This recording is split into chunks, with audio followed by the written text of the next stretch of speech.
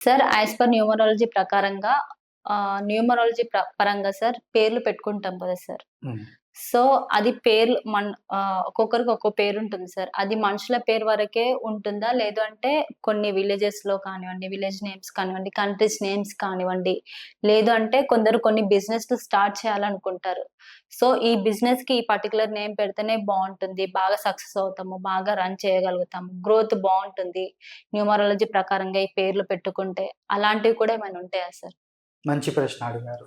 ఇక్కడ కేవలం మనిషి మీదనే కాకుండగా హ్మ్.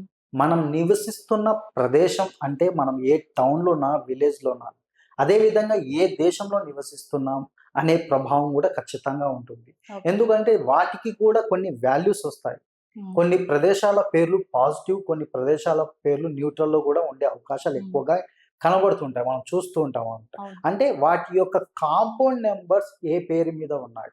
సో, ఆ యొక్క ప్రభావం ఆ ప్రదేశం మీద ఖచ్చితంగా చూపిస్తూ ఉంటుందనమాట. ఎలా సార్ సో, అది? అది దేశంలో చూసినా గూడా మనకు చూపిస్తుంది.